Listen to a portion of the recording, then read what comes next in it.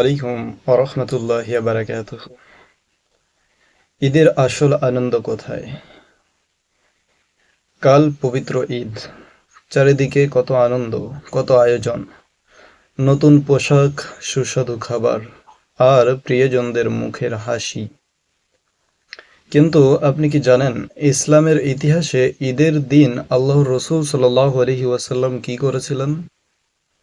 এক মারাত্মক ঘটনা রয়েছে এই ঈদের দিনকে কেন্দ্র করে। একবার ঈদের দিন সকালে নবীজি সাল্লাল্লাহু আলাইহি ওয়াসাল্লাম যখন ঈদগাহের দিকে যাচ্ছিলেন, তখন দেখলেন সব শিশুরা নতুন জামা পরে মনের আনন্দে খেলাধুলা করছে।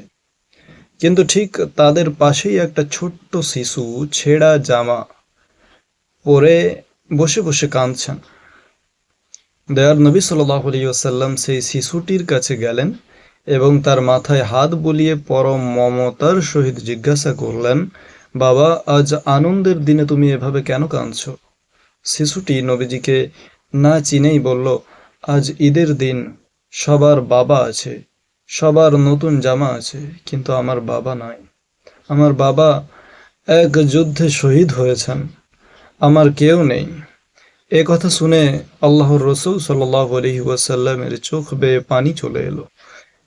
তিনি শিশুটিকে বুকে জড়িয়ে ধরে বললেন, বাবা, তুমি কেঁদো না।